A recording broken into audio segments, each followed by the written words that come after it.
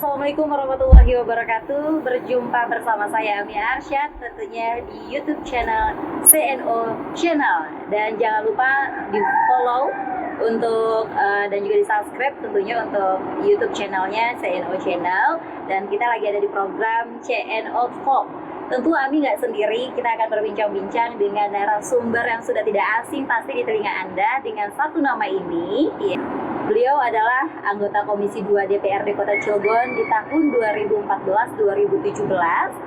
Lalu beliau juga menjadi Wakil Komisi 3 DPRD Kota Cilegon di tahun 2017-2019 dan melanjutkan menjadi Ketua Komisi 4 di DPRD Kota Cilegon di tahun 2019-2024. Tentu beliau adalah sosok yang sudah kita kenal. Siapa lagi kalau bukan Haji Erik Erlangga Al-Ghazali SEMH. Selamat siang Bapak. Siang. Sehat Pak? Alhamdulillah selamat. Bapak masih ingat sama Ami nggak?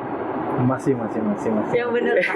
Kita terakhir itu ketemu di tahun 2014. Iya. Dulu Ami juga masih di salah satu media, ya. Ternyata Bapak masih eksis ya di dunia politis dan masih di fraksi Golkar. Masih dan selalu di Golkar. Selalu di Golkar. Selalu di Golkar. Akan selalu di Golkar. Wes, keren kan? Pasti sudah tahu ya. Pak, dari 2014, 10 tahun berarti ya 2024 ini. Masih betah di DPRD Pak? Alhamdulillah masih betah. Karena ini kan hampir ke 15 tahun. 15 tahun. Periode ketiga nih kan. Bapak periode ketiga? Periode ketiga. Sekarang di anggota Komisi 1 bagian perizinan.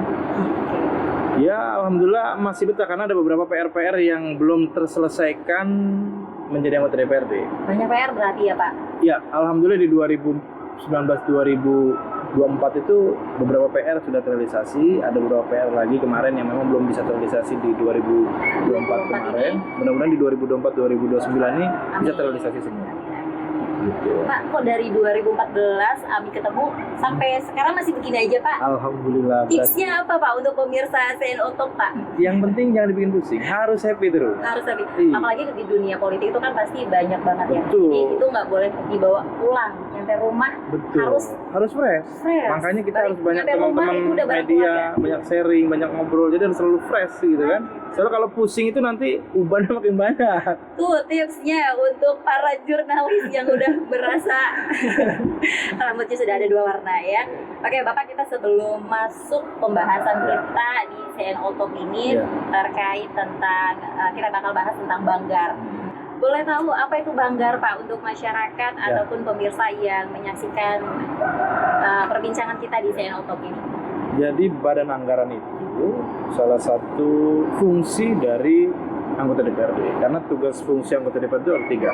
Ada 3. Budgeting, membuat peraturan undang-undang, dan pengawasan dalam kontrol. Nah, itu tadi terkait masalah budgeting, itu adanya di badan anggaran. Kita harus mengevaluasi apa yang menjadi tugas badan anggaran. Salah satunya adalah mengevaluasi anggaran-anggaran OPD, baik dari pendapatan maupun belanja. Balance nggak atau imbang nggak nih pendapatan yang kita dapat, ya kan? Nah, apa yang kita keluarkan, gitu. Makanya tadi itu kita mengontrol semua agar belanjanya balance. Kayak sekarang nih terjadi nih defisit anggaran, ya kan? Di 400 miliar lebih, ya kan? Karena itu tadi posisinya OPD kurang memaksimalkan pendapatan yang ada di wilayah Kota Cilegon, sehingga akhirnya kita banyak honor terganggu, ya kan? Baik dari guru madrasah, RT RW segala macam itu banyak yang mandek. Nah, makanya itu jadi persoalan. Mudah-mudahan dievaluasi di 2024 ini dengan pemimpin yang baru kita bisa mengoptimalkan pendapatan-pendapatan yang ada di wilayah Kota Cilegon, karena memang kita ini kan kota terkaya keempat di Indonesia. Harusnya kan kita bisa menggali PAD di wilayah Kota Cilegon sehingga bisa lebih maksimal lagi.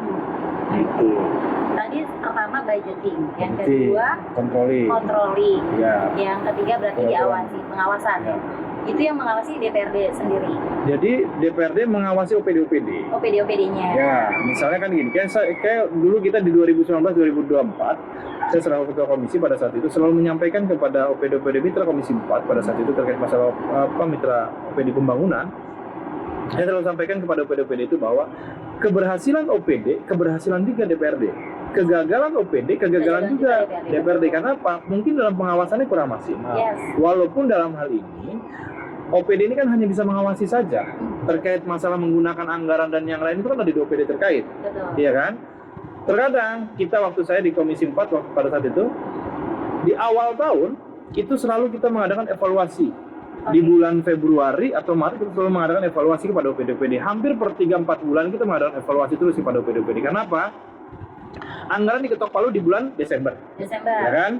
Kalau kemarin kan di bulan November tuh kita ketok palu anggaran di 2024 misalnya untuk 2024 gitu kan, atau untuk di tahun-tahun berikutnya kita ketok palu di bulan November misalnya, ya kan? Itu kan bisa dilakukan kegiatan itu, ya kan? Penyusunan ABCD segala macam. Setelah itu misalnya dilaksanakan nanti di awal tahun, itu nggak jadi soal, nggak apa-apa. Tapi yang terkadang terjadi beberapa OPD itu dilakukan di akhir tahun, sehingga apa? Banyak kegiatan atau banyak proyek-proyek atau kegiatan-kegiatan pemerintah yang skala lelang itu terjadi gagal lelang. Karena apa? Minimnya perencanaan, dan akhirnya misalnya dilakukan pelelang ulang, ini akan jadi persoalan lama gitu kan. Proses lelang itu lumayan panjang gitu, maka terjadilah gagal lelang banyak dulu di 2014 sampai di 2024 kemarin itu banyak terjadi gagal lelang karena ya tadi itu keterlambatan OPD menggunakan anggaran ini dengan secara maksimal. Ya, dan posisinya juga begini, Mbak Ami. Anggota dewan ini kan diperpanjang 5 tahun sekali. Iya. Iya kan? Ada anggota dewan baru 1 periode mau masuk 2 periode karena tidak terpilih lagi oleh masyarakat, digantikan dengan yang baru. Iya. Maka belajar lagi, beradaptasi lagi. Iya kan? Nah, sedangkan posisinya kayak sekarang, anggota DPRD yang baru itu, yang lama itu ada di angka 10 sampai 12 orang. Ya kan? Dari 40 anggota dewan. Maka ini kan banyak anggota dewan yang baru nih. Iya. Ya, sehingga beberapa teman-teman yang baru ini kan harus beradaptasi lagi. Betul sekali. Sedangkan jadi persoalan. Karena OPD ini kan sekian tahun dia di OPD itu, maka sudah mengetahui dan mengerti terkait masalah anggaran. Maka banyaklah terjadi kecolongan kita, misalnya ada masukin anggaran apa gitu kan, segala macam yang menurut masyarakat tidak begitu penting, ya kan, karena kurangnya kita mengevaluasi dari beberapa agenda sehingga ada masuk anggaran-anggaran yang mungkin menurut kita tidak terlalu penting. Kenapa bisa kecolongan, Pak? Karena kan gini posisinya, ada beberapa belanja, misalnya ada belanja langsung, belanja tidak langsung, dan yang lainnya segala macam, ya kan? Mereka masukin di situ, lah kan kita kadang-kadang ngelihat aja kan, kegiatannya nilainya sekian, sedangkan dipecah misalnya atau apa segala macam, kan begitu tuh. Sehingga ada beberapa kegiatan-kegiatan yang menurut kita tidak penting itu bisa masuk. Karena apa ya tadi itu keterbatasan anggota DPRD masih dalam proses pembelajaran. Karena kan tidak mudah juga mengawasi anggaran 1,8 triliun atau sampai 2 triliun anggaran Kota Cilegon begitu kan, PPBD Kota Cilegon kan nggak gampang. Iya kan? Banyak prosesnya. Iya, wong suruh ngitung duit 1 miliar aja pusing, apalagi yang triliun. Ini aja nggak ada. Iya, yang memang angka-angka saja. Betul. Nah, tadi di awal Bapak membahas tentang fungsi Banggar, ya Pak.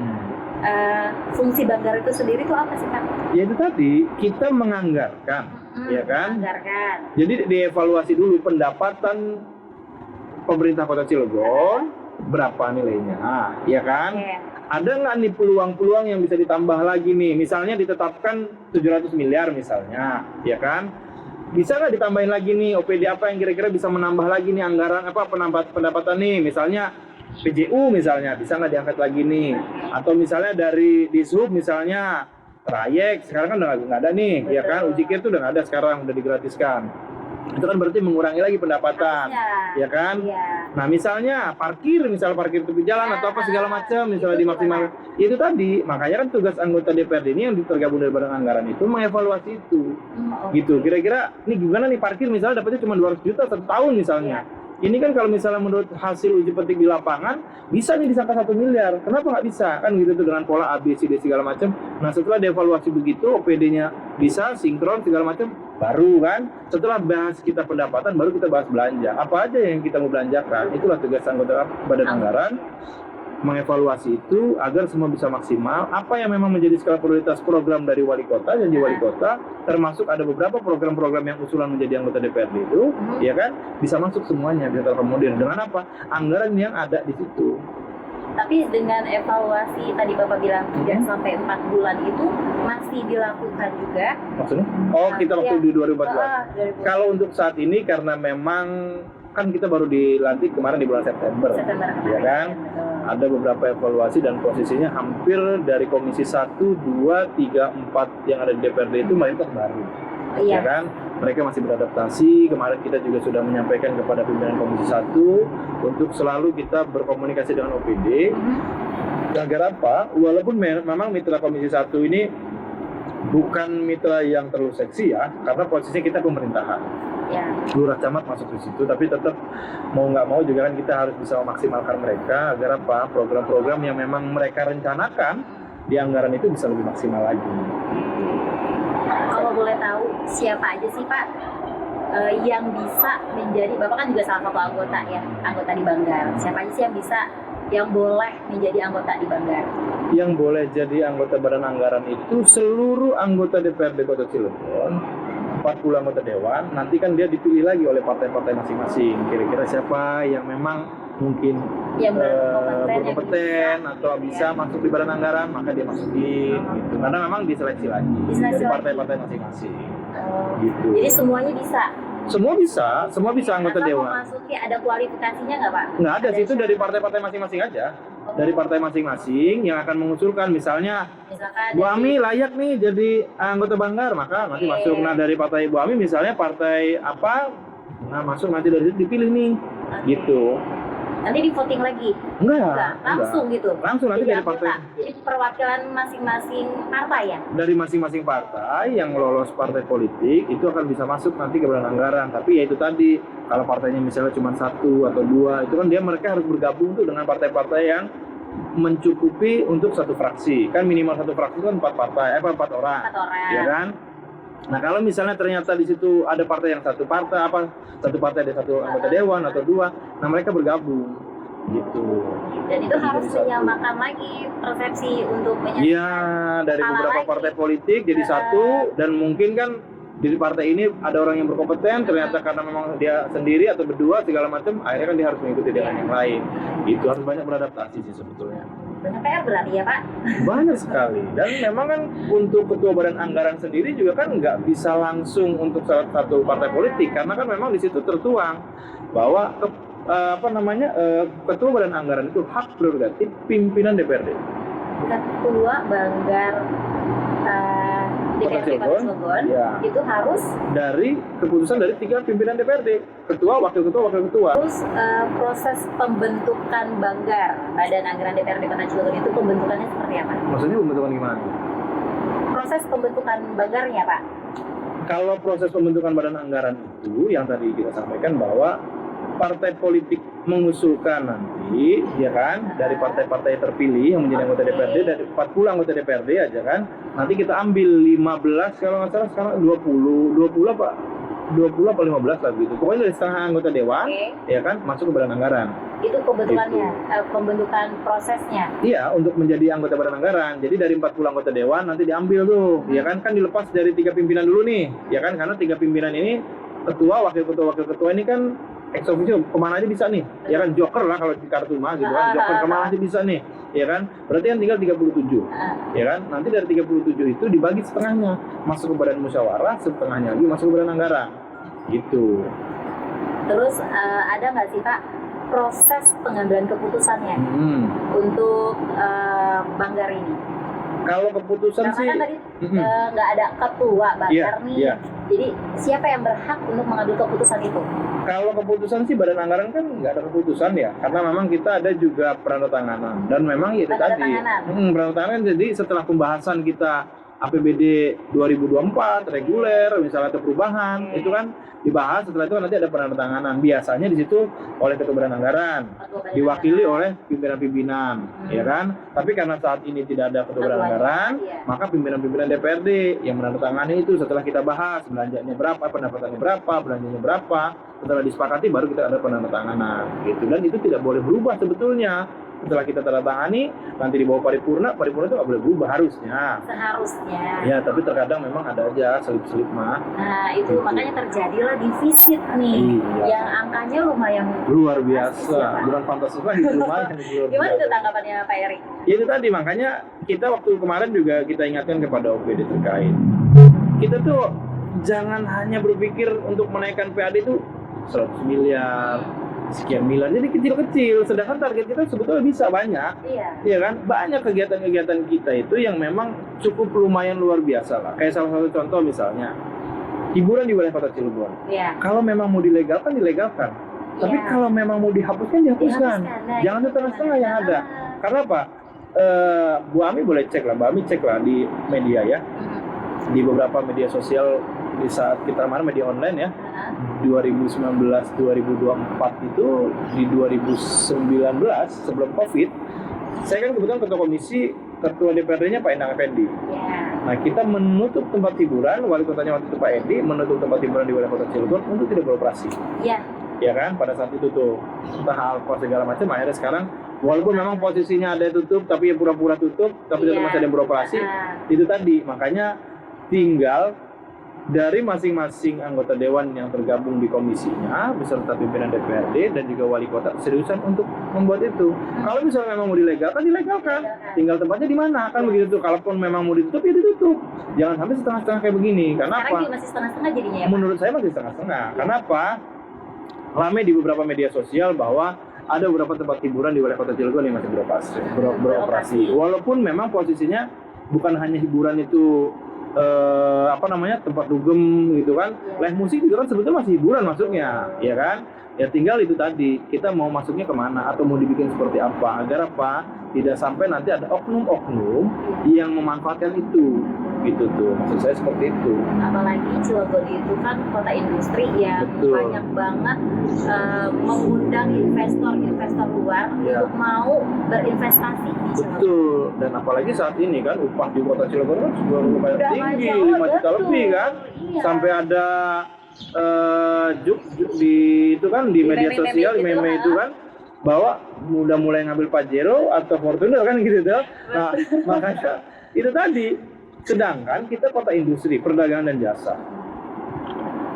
Mau tidak mau, suka tidak suka, beberapa investor yang ada di wilayah kota Cilegon ini di negaranya kayak misalnya dari Jepang atau dari India, dari mana, itu kan dilegalkan. Ya kan? Tempat-tempat seperti itu. Tinggal misalnya mau direlokasi di Merak Kecil kah, di Merak Besar kah, atau di mana kah titiknya, tinggal itu mah kebijakan dari pemerintah, kemauan dari pemerintah kan begitu. Itu kalau misalnya mau dilegalkan, tapi kalau misalnya tidak, ya tinggal diberlakukan semua, tidak bisa kan gitu. Agar apa? Jangan sampai nanti investor yang ada di wilayah Kota Cilegon merasa terganggu dengan hal-hal seperti itu. Walaupun ini kan menjadi isu yang sangat luar biasa. Kita membahas ini sensitif sebetulnya terkait masalah tempat hiburan. Terkesannya kita melegalkan perzinahan misalnya, mabuk-mabuk, ABCD segala macam.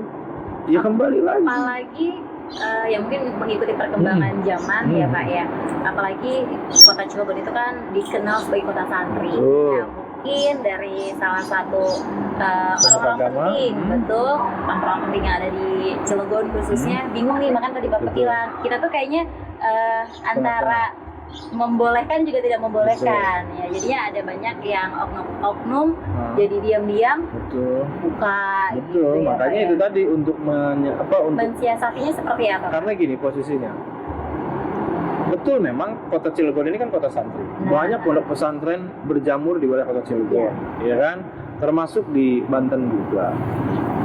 Tapi kita juga harus berpikir bahwa kalau daripada kita legalkan atau misalnya nggak jelas kayak begini nih, titik-titiknya nggak jelas, akhirnya di perkampungan kan banyak tempat-tempat nongkrong, kafe-kafe nggak jelas segala macem. Tapi boleh buka kafe, tapi nggak boleh jual minuman misalnya, ya kan? Tapi kan saat ini ada beberapa titik, ada beberapa kafe yang memang di menunya tidak ada, tapi di dalamnya kan ada. Nah, maka ya tadi itu untuk menutup itu semua tidak terjadi, kayak misalnya beberapa titik, anggap salah satu contoh di tempat saya, jadi beberapa lahan lewat sini. ada tempat-tempat jamu yang memang menjual minuman-minuman seperti itu. Walaupun menurut mereka itu adalah jamu. Iya. Tapi kan kalau dikonsumsi sedikit, kalau dikonsumsinya 1 drum ya kembung juga mereka kan begitu. Nah, makanya maksud saya, makanya maksud saya sebetulnya untuk meningkatkan PAD maksimalkan, tinggal ya tadi itu, kalaupun memang kita mau legalkan, kalau memang tidak ya tidak, karena masih banyak peluang-peluang yang ada di wilayah kota Cilegon. Misalnya kita membentuk BUMN misalnya terkait masalah pengelolaan limbah yang ada di wilayah kota industri nih, kan kita kan kota industri, masih banyak limbah-limbah yang memang masih belum kita manfaatkan sehingga kita bisa angkat PAD-nya. Kan masih banyak tempat-tempat yang lain yang memang kita bisa gali, kayak misalnya parkir bisa dimaksimalin. X matahari kita gunain misalnya buat kantong parkir, misalnya kan kita bikin lagi yang rapi, yang bagus, kita siapin bisnya untuk menuju ke tempat-tempat yang lain. Kenapa? Kan kota Cilegon ini kan kota satu garis. Iya. Iya kan? Masih banyak tempat-tempat yang memang kita harus bisa maksimalkan. Berarti ngomongin kalau mau dilegalkan, kalau enggak. Ini berkaitan tempat hiburan ya? Berkaitan baik-baik lagi tempat hiburan gitu kan. Itu harus didiskusikan kembali, dirapatkan kembali biar ketemu titik temunya, karena ini kan kata Bapak tadi ini masih tengah-tengah nih. Tapi kalau karena Cilegon juga orang-orangnya butuh hiburan juga sebenarnya. Kalau ngebahas itu terkesannya kita tadi itu ini kan apa ya namanya ya, kebijakan bukan kebijakan politis. Iya. Nggak populer. Kebijakan bukan kebijakan populer nih. Jawab siapa itu, Pak? Sebetulnya itu tanggung jawab pemerintah. Nah, kan gini posisinya. Kalau memang mau dilegalkan, ya kan? Yang menjadi persoalan adalah nanti wali kotanya bisa terpilih lagi atau bahkan tidak terpilih lagi. Kenapa terkesannya melegalkan tempat maksiat atau tempat mabuk-mabukan atau yang lain lah bahasanya begitu kan? Tapi kalaupun memang tidak dilakukan, sedangkan ya tadi kami bilang kan, banyak masyarakat yang mungkin dari luar datang ke Cilegon untuk berinvestasi, sedangkan di negaranya atau di daerahnya itu dilegalkan, sedangkan di wilayah kota Cilegon ini tidak ada, akhirnya APBD itu lari ke tempat-tempat yang lain. Gitu. Walaupun sebetulnya pasti kan, karena saya juga pernah membuka ini sedikit tipis-tipis dengan beberapa tokoh-tokoh masyarakat, kan masih banyak pendapatan yang bisa kita gali. Bukan hanya dari situ. Betul, memang betul. Tapi dibanding kita harus melihat adanya tempat-tempat live musik di tempat-tempat yang nggak jelas, di perkampungan, di perumahan, segala macam. Ini kan sebetulnya kota santri atau bagaimana? Sedangkan kalau misalnya kita buat tempat hiburan satu di pemukiman, pasti mau tidak mau akan berdampak untuk masyarakat situ. Iya kan? Apalagi anak-anaknya masih kecil. Kan gitu tuh. Nah, maka itu tadi. Ini kan jadi simalakama sebetulnya. Tinggal yang mau itu tadi. Mau lahirnya dari wali kota atau mau lahirnya dari DPRD. Usulan ini, gitu kan? Ya itu tadi. Makanya tinggal maunya dari mana. Kalau berbicara tempat hiburan, masih mending kita bahas anggaran lah. Daripada ini sensitif soal ini. Iya, benar. Kita balik lagi ke topik, Pak. Kita balik lagi ke Banggar, badan anggota. Saya sambil minum ya. Kota Cilegon, silakan Bapak diminum ya. Tentunya jangan lupa juga untuk pemirsa CNO Channel, jangan lupa di subscribe YouTube channelnya kalau bisa, tombol loncengnya juga. Jadi setiap CNO Talk tampil itu bisa langsung dapat notifikasi. Kita kembali Bapak. Pemirsa CNO Talk ataupun masyarakat Kota Cilegon boleh tahu nggak sih Pak apa aja yang dibahas di Banggar selain tadi kita bahas sedikitnya? Gitu. Sebetulnya memang masyarakat itu harusnya boleh. Karena memang transparansi publik itu kan dibutuhkan dan diperlukan. Itu tadi, mau tidak mau, suka tidak suka, saat ini informasi kepada masyarakat itu masih minim. Nah, saya juga sampaikan pada saat itu Pak Agus Jul, Kominfo-nya, untuk bisa berkoordinasi dan berkomunikasi dengan para teman-teman OPD yang ada di wilayah Kota Cilegon, baik dari lurah dan camat, untuk bisa tuh mempublish, mau pakai banner kek, mau pakai videotron kek, mau pakai apa kek, di depan kelurahan tuh ditulis anggaran kelurahan misalnya 1 miliar untuk apa aja di situ ditulis, ya kan? Anggaran DPRD berapa, anggaran OPD ini berapa. Bahkan di webnya pun harus ada sebetulnya. Agar apa? Informasi publik itu ada. Karena apa? Pada saat saya Ketua Komisi 4 2019-2024, saya waktu itu di demo oleh masyarakat, mahasiswa terkait masalah transparansi publik yang memang kita sangat-sangat luar biasa jauh lah dibanding beberapa kota-kota yang lain. Karena kita masih tertutup, termasuk ya kita nggak bisa pungkiri bahwa di DPRD sendiri juga publishnya kan masih kurang, ya kan? itu tadi harusnya memang masyarakat mengetahui. Waktu saya Komisi 4 boleh di cross check dengan Kepala Dinas Pak Gus Jul. Saya bahkan kan kita ini punya 43 kelurahan, 8 kecamatan di ruang terbuka publik. Saya waktu itu minta untuk Kominfo bisa bekerja sama dengan Perkim untuk menyediakan videotron di masing-masing RTP ruang terbuka publik itu, agar apa, begitu duduk masyarakat sambil ngobrol santai, ngomong anaknya, cucunya, segala macam, dan itu sambil melihat agenda wali kota hari ini kemana, apa saja, DPRD kemana aja, dibahas apa, anggaran APBD kita berapa, segala macam. Di situ ada. Karena apa? Kalau misalnya kita membaca atau kita nonton di handphone via YouTube atau apa, atau misalnya via media segala macam, orang jenuh. Belum tentu kuota dia mau dibuang untuk hal-hal seperti itu, iya kan? Tapi kalau dia double duduk di videotron, di ruang terbuka publik sambil ngomong segala macam, sambil makan bakso atau apa, kan, oh Kota Cilegon ada ini, oh anggarannya sekian. Oh ada tempat main skater misalnya di RTP Kalitimbang misalnya di sini, karena apa segala macam. Jadi informasi itu bisa diberikan, termasuk BLK misalnya, ya kan? Atau misalnya lowongan kerja di mana, itu ada informasi di situ, tinggal masyarakat kita diberikan kesempatan, diberikan arahan-arahan yang positif. Cuman memang sampai saat ini belum bisa terrealisasi. Dengan apa? Kemarin di 2024 kita defisit anggaran, ya kan? Dan posisinya juga pemerintahan saat ini 3,5 tahun, ya kan? Satu periode ini boleh di-cross-check lah. Komisi 4 itu salah satu komisi yang aktif pada saat itu, banyak mengkritisi, banyak juga mengingatkan kepada OPD-OPD termasuk wali kota agar apa, bisa lebih ekstra terkait masalah penyerapan anggaran. Jangan kita bikin RTP, setelah itu sudah aja bikin RTP, fasilitas buat main-main anak doang. Tapi apa, informasi dari pemerintah itu nggak nyampe. Gitu tuh. Walaupun betul memang saat ini kita punya radio, kita punya YouTube, kita punya ABCD segala macam, tapi kita hanya via handphone, iya kan? Nggak ada langsung on the spot di lapangan, di masyarakat, kayak videotron begitu kan jelas ada gambarnya. Karena kan masyarakat kita kan lebih seneng lihat gambar dibanding tulisan, iya kan? Iya. Jadi begitu lihat gambar, ada tulisannya apa segala macam kan, oh tahu lah. Sedikit banyak Cilegon menggaungkan smart city, sedangkan smart people-nya aja nggak dibikin, nggak dibuat. Akhirnya masyarakat kita berpikir bahwa smart city itu wifi gratis di pos ronda, wifi gratis di pos kamling, sehingga anggaran kita itu terbuang sia-sia. Gitu. Ya kadang balik lagi, masyarakat Kota Cilegonnya masih pengen disuapin. Ya, padahal kita masih bisa mencari akses dimanapun. Apalagi sekarang udah media sosial ya. Pak Erik juga punya Instagram. Ada Instagramnya apa Pak? Biar bisa di follow sama Erik Airlangga. Haji Erik Erlangga. Kalau nggak salah Erik Erlangga doang. Kalau nggak salah saya juga lupa Instagram saya ini kan. Saya jadi apa?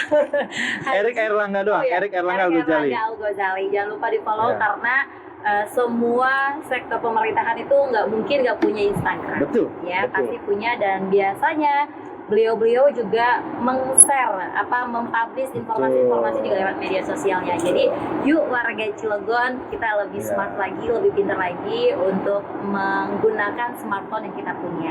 Terima kasih loh aplikasi gratis ini saya. Pani biru.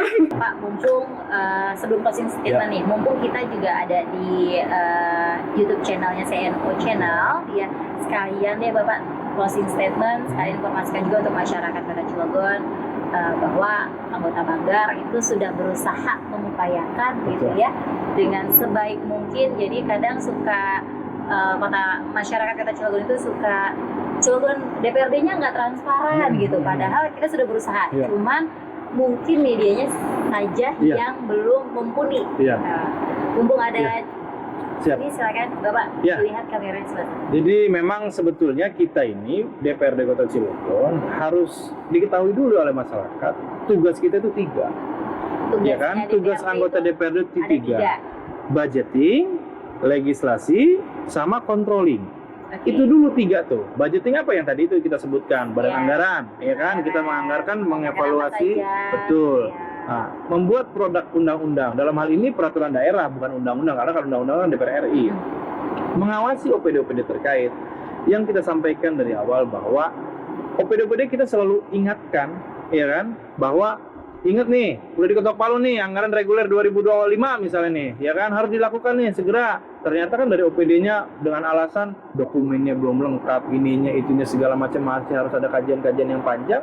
Kan kembali lagi tetap, kan kita hanya bisa mengingatkan, ya kan? Yang bisa memberikan skor atau apapun itu segala macam kan dari kepala daerahnya dalam hal ini, kan gitu tuh. Maka kepada masyarakat, sering-sering datang ke DPRD, berkomunikasi dengan teman-teman DPRD, misalnya ada keluhan apapun, usulan apapun, kita bisa sampaikan. Karena apa?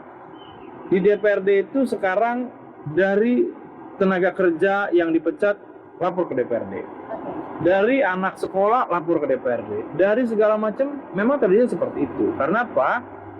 DPRD ini kan punya mitra, dan memang kita ini kan keterwakilan dari mereka, panjang tangannya dari mereka, ya kan?